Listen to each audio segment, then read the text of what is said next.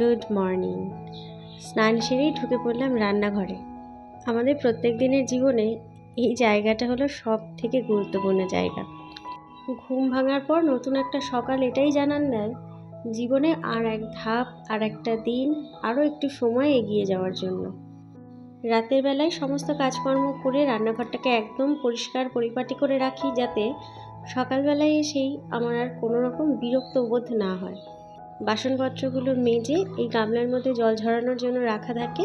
সকালবেলায় সমস্ত বাসনের জল ঝরে যায়, তারপর সেগুলোকে গুছিয়ে রান্নাঘরের কাজ শুরু হয়। প্রত্যেকটা বয়সের একটা নির্দিষ্ট ছন্দ থাকে।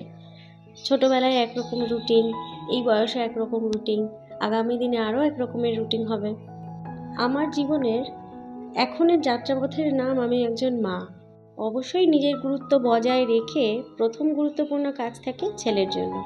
স্কুলের টিফিনের জন্য চানা মটর সেদ্ধ বসিয়ে দিলাম। এইবার যাচ্ছি ঠাকুরের ফুলগুলো তুলতে।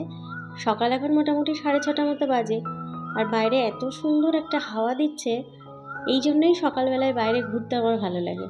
সমস্ত ক্লান্তি থেকে বেরিয়ে নিজেকে এনার্জাইজ করার জন্য সকালের এই হাওয়াটা ভীষণ স্বাস্থ্যকর।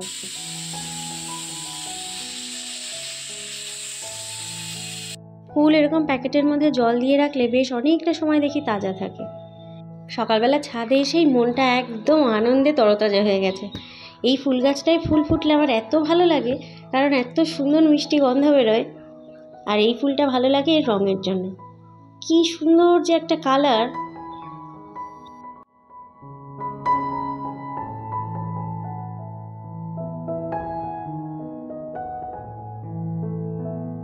আর্লি মর্নিংয়ের কাজগুলো যত তাড়াতাড়ি পারি সেরে এসে ঠাকুর ঘরটা খুলি।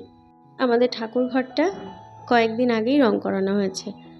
একটা দেওয়ালে আমার পছন্দের রং, আর একটা দেওয়ালে পিকুর পছন্দের রং, আর ছাদে রয়েছে পিকুর বাবার পছন্দের রং। একটা সময় আমাদের পুরো বাড়িটাই এরকম গোলাপি রং ছিল। আলাদা ঠাকুর ঘর তৈরি হলে এটাই পিকুর পড়ার ঘর হবে। জুই বলি বা বেলি বলি, যাই হোক, গন্ধ কিন্তু অপূর্ব। গতকাল সন্ধ্যায় একটা ঝোড়ো হাওয়া দেওয়াতে ছাদ ভরে পাতা। ছাদ পরিষ্কার করা পিকুর বাবার প্রত্যেক দিনের সকালের একটা ডিউটি। বাড়ির আশেপাশে গাছপালা বেশি থাকলে এটুকু তো করতেই হয়। বাসি ফুল জলগুলো এদিক ওদিক না দিয়ে গাছের গোড়াতে দিয়ে দিই। আমি তো আর গাছের কোনো বিশেষভাবে সেরকম পরিচর্যা করি না, এই একটু আধটু খেয়াল রাখলেই যথেষ্ট। দ্বিতীয় ধাপের কাজও সম্পূর্ণ হয়ে গেল, অর্থাৎ ঠাকুর ঘর পরিপাটি করা। তো কাজ যখন একাকেই করতে হবে, তাই খুব একটা প্রেশার নিয়েও লাভ নেই, একটু পার্ট করেই কাজগুলো করি। সারাদিনে একটা সংসারে প্রচুর জামাকাপড় জমে। সকালে ফ্রেশ হওয়ার সময় যতগুলো জামাকাপড় জমে থাকে সেগুলোকে সব কেচে ধুয়ে পরিষ্কার করে নিই। আবার কিছুটা বিকেলবেলায় গা ধোয়ার সময় ধুয়ে ফেলি। সেইগুলো জল ঝরিয়ে রাখি, পরদিন আবার রোদে মেলে দিলেই সুন্দর শুকিয়ে যায়। এতক্ষণ আমার নিজের মধ্যে আমি সত্তা ছিল। এইবারে যখন মা সত্তা ঢুকবে, তার রূপটা আপনাদের সঙ্গে এবার শেয়ার করি। ফাইনাল এক্সামের পড়াশুনোর স্ট্রেস থেকে বেরিয়ে 20-21 দিনের একটা রিল্যাক্স টাইম বাচ্চারা যখন পায়, তখন কোনো মাই চায় না সেই টাইট শিডিউলে ওদেরকে বেঁধে রাখতে। বাচ্চাদের জীবন তো জলের মতন, বেঁধে রাখলেই সেই শেপে থাকে, ছেড়ে দিলেই নিজের গতি।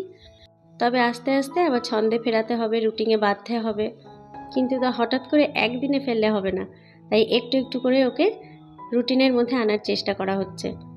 পিকু ঘুম ভেঙেই যদি আমাকে খুব এনার্জাইজভাবে কাজ করতে দেখে, তাহলে ওর নিজের মধ্যে ঝিমুনি ভাবটা একদমই দেখা যায় না। চটপট করে উঠে ফ্রেশ হতে চলে গেছে, আর আমিও বিছানা পাট গুছিয়ে নিলাম। আর্লি মর্নিং আমাদের প্রত্যেক দিনের জীবনের গোল্ডেন পিরিয়ড, তাই ম্যান্ডেটরি কাজকর্মগুলো এই সময়তেই সেরে ফেলা উচিত। তবে সন্ধ্যেবেলায় গা হাত পা ধোয়ার আগে আমি আরও একবার একটা রাফ মপিং করেই নিই। তবে হ্যাঁ, রুটিনের কাজ করতে হবে বলে নিজের শরীরকে কষ্ট দিয়ে সেই সমস্ত কাজ মেনটেন করেই যাব, এতটাও পারি না। কারণ জীবনে এইটুকু ফ্লেক্সিবিলিটি তো দরকার। ঘুম থেকে তোলার জন্য ফ্যানগুলো অফ করি, কিন্তু আবার এই ঘর মুছে যখন ফ্যান চালিয়ে দিই, ব্যাস চারিদিক থেকে শোরগোল শুরু হয়ে যায়। এবার কেন? নিজের স্মরণ শক্তির ওপর খুব নিশ্চিতভাবে মাঝে মাঝে আমি আস্থা হারিয়ে ফেলি। বাদামগুলোকে ভিজিয়ে এই জন্য গ্যাস টেবিলের সামনে রেখে দিই। এই জায়গাটা তো আমাকে আসতেই হবে, তখন মনে পড়বে বাদাম খাওয়ার কথা। সারাদিনে প্রয়োজনীয় শরীরের জলের চাহিদা মেটানোর জন্য সকাল থেকে দুপুর পর্যন্তই বেস্ট টাইম। তাই সকালবেলায় বিশেষ করে বেশি করে জল খাওয়ার চেষ্টা করি। আমরা প্রত্যেকেই যতটাই ব্যস্ত থাকি না কেন, পরিবারের সঙ্গে সময় কাটাতে আমরা কেউই ভুল করি না। তাই সকালবেলায় সবার মতন কাজ আমরা গুছিয়ে নিলাম। এইবার আমরা তিনজন এক জায়গায় হব।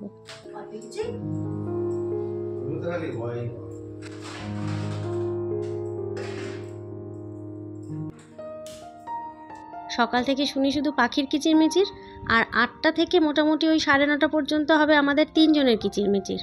এই ভদ্রলোক ফ্রেশ হয়ে রান্নাঘরে এসেই নিজের বদনটা দেখে নিয়েছে ক্যামেরায়। এইবারে রান্না কি হচ্ছে, প্রেশার কুকার রাখা মানে এর মধ্যে কি আছে সেটাকে তো জানতে হবে। যারা আমার টুকটাক ভিডিওগুলো দেখেন প্রত্যেকেই কম বেশি জানেন আমার ছেলে এসে রান্নাঘরে কতটা দক্ষতার সঙ্গে কাজকর্ম করে। ওকে বলেছি সকালবেলায় যা চুলটা ঠিক করে আঁচড়ে নে, ও এসে আমার খুদ ধরছে যে তুমি এখনও চুল আঁচড়াওনি। সত্যি বলতে স্নান করে রান্নাঘরে ঢুকে গেছি, তারপর আর নিজের মাথাতেই নেই যে আমি এখনও চুল আঁচড়াইনি। মা হওয়ার প্রথম বৈশিষ্ট্য এইটা, চুল আঁচড়াতে ভুলে যাওয়া।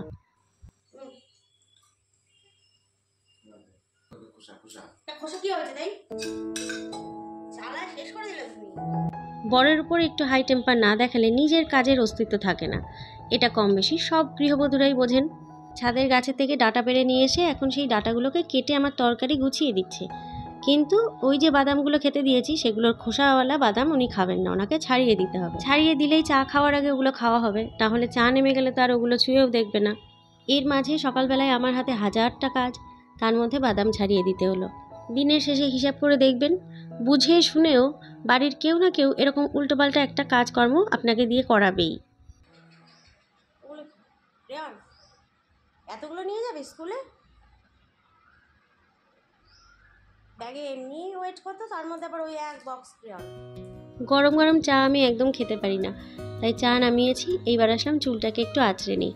ভেজা রয়েছে চুল, কিন্তু সেটাকেই এখন একদম টাইট করে মাথার উপর তুলে না দিলে আমার ঠিক কাজকর্মে আঁটোসাঁটো ভাব আসে না। আর এটাই হলো আমার একদম ফেভারিট পার্মানেন্ট হেয়ারস্টাইল।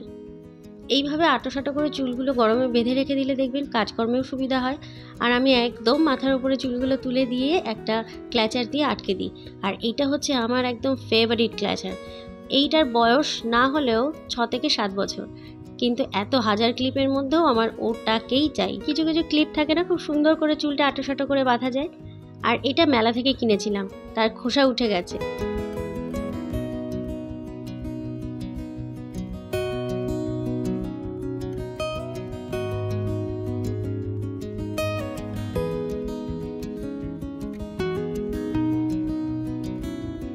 সকালের চা খাওয়া কিন্তু একদম ফ্রিভাবে আমার হয় না। এখানে ময়দা নিয়ে এসেছি, পিকুর স্কুলের টিফিন বানাবো আর আমাদের সকালের জল খাবার। এই সেশনের আজকে পিকুর স্কুলের প্রথম দিন। স্কুলের অফিসে যাব, বেশ কিছু কাজকর্ম রয়েছে, অ্যাডমিশন, বই কেনা, এই সমস্ত তো আগেই হয়ে যায়।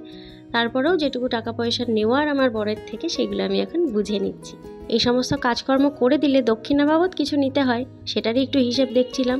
আর পিকুকে দিয়েছি ফি স্লিপ লিখতে, অর্থাৎ ওদের স্কুলে ফিস জমা দিতে গেলে বাড়ি থেকে এরকমভাবে ফি বুক লিখে নিয়ে যেতে হয়। এবার থেকে এই কাজটা ওই করবে।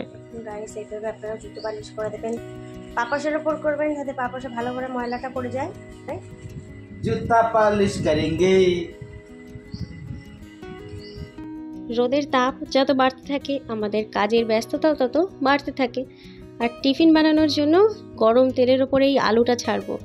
পিকুর কাণ্ডটা একটু আপনাদের সঙ্গে শেয়ার করি। ও এখানে জলের বোতল ধুচ্ছে, খেয়াল করেনি আমি কি করছি।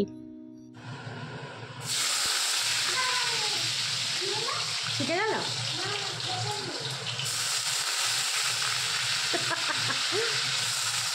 এই কল বন্ধ কর।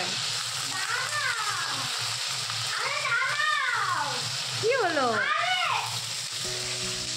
তেলের উপরে তীব্র চিটপিটে আওয়াজটাও নিতে পারে না, প্রচণ্ড পরিমাণে ভয় পায়। যত দূর থেকেই ওর কানে আওয়াজ যাক, ওর ধারণা তত দূর তেল ছিটে যেতে পারে।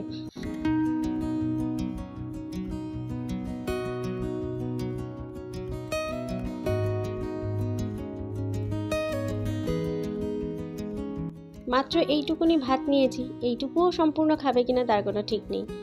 ভাত খেয়ে একটু লেবু খাবে, তাই জন্য লেবুগুলোকে কেটেছিলাম। তবে ও নিজেই এখন ওটাকে রস বানাবে, যাতে টুক করে খেয়ে বেরিয়ে পড়তে পারে। এই বছর থেকে পিকুর স্কুল শুরু হবে 9:30 থেকে, ফলে ওকে মোটামুটি 9:25-এর মধ্যে স্কুলে ঢুকতে হবে। আর এখন ঘড়ির কাঁটা প্রায় 9:45। এদিকে টিফিন গোছাচ্ছি, পাশাপাশি ওকে ভাত খাওয়াতে হবে, নিজে তৈরি হতে হবে। এই টাইমটা সব থেকে ব্যস্ততম সময়।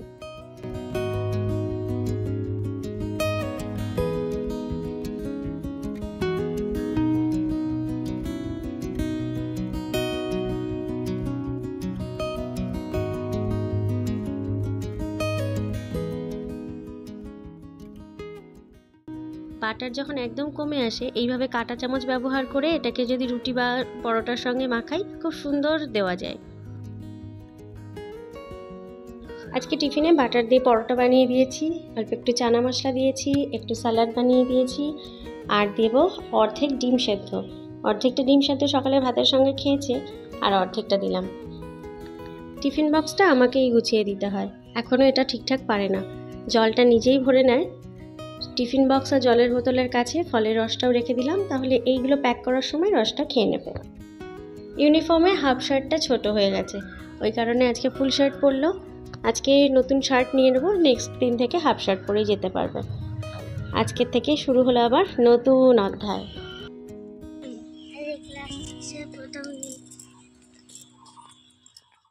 পরোটা গরম গরম না খেলে ভালো লাগে না, তাই জন্য সকালবেলায় আর বানালাম না, আমি যখন খাবো তখন বানিয়ে নেব বলে।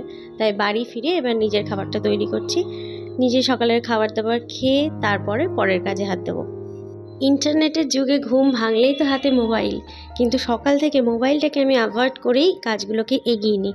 তবে এই যে খাওয়া দাওয়া সারবো, এই সময় একটুখানি ফোন দেখতে দেখতেই খাই। আর আমার একটাই মোবাইল, যেটা দিয়ে ভিডিও করি সেটা দিয়েই সব কাজ হয়। পেটে দিলে পিঠে সয়। খাবার দাবার খেয়ে নিয়েছি, জানি আমি এখন আবার আর এক যুদ্ধে নামবো। দেখতে পাচ্ছেন আমার রান্নাঘরের অবস্থা, গোছানো সাজানো রান্নাঘর, আবার ওলটপালট।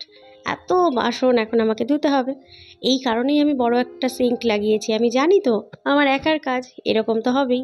রান্নাঘরে এত বড় একটা সিঙ্ক বসিয়েছিলাম বলে অনেকের কাছে অনেক রকম কৈফিয়ত দিতে হয়েছিল, কিন্তু আমি তো জানি আমার কেন প্রয়োজন। স্পিকারে গান চালিয়ে দিয়ে তারপর ধীরে সুস্থে সব কাজ আমাকে এখন কমপ্লিট করতে হবে। গান শুনতে শুনতে কাজ করলে আমার কাজ খুব সুন্দর এগিয়ে যায়। মন দিয়ে একভাবে কাজ করলে খুব বেশি সময় কিন্তু এসব করতে লাগে না। টোটাল হয়তো 20 মিনিট মতন সময় লাগলো, আর এই জলের বোতলগুলো ধুতে হয়তো আরও 5-7 মিনিট সময় লাগবে। এখন একটা নিয়ম করে নিয়েছি, রোজ যে জলের বোতলগুলো খালি হয় সেগুলোকে একটা কর্নারে রেখে দিই, আর এই বেলার এই টাইমটাতে এগুলোকে ধুয়ে নিই। বিকেলবেলায় পিকু এগুলোতে জল ভরে রাখে। জলের বোতলগুলো দেখেছি রেগুলার পরিষ্কার করতে পারলে খুব ভালো হয়, খুব হালকা খাটনি হয়, তবে পরিষ্কারও থাকে। রান্নাবান্নার কাজে হাত দেওয়ার আগে এই কাজগুলো গুছিয়ে নিলাম। একদম গ্যাস টেবিল মুছে গ্যাসটাকেও মুছে নিয়েছি, যাতে দুপুরের রান্না করার সময় নতুন করে আবার উৎসাহ পাই। অপরিচ্ছন্ন জায়গায় রান্নাবান্না করতে একদম ভালো লাগে না, তাই যখনই রান্না করি একটু একটু করে রান্না করি আর একটা একটা করে কাজ পরিষ্কার করি। ডেইলি রুটিনের মধ্যে আজকে ছিল আমার ডাইনিং টেবিল পরিষ্কারের কাজ। এটাকেও কলিন দিয়ে একটু পরিষ্কার করে মুছেছি। সব যখন হলোই একেবারে ফিনিশিং টাচ দিয়ে যাই, এরপরে ঢুকবো স্নানে। ফাইনালি সকালের কাজকর্ম সম্পূর্ণ কমপ্লিট হলো। আমি স্নান সেরে আসলাম, এবার ঠাকুর ঘরে যাবো, পুজো দিয়ে নিয়ে তারপরে দুপুরের রান্নাবান্নার কাজে হাত দিতে হবে। তাহলে চলুন আজকের এই ব্লগটা আপাতত এ পর্যন্ত।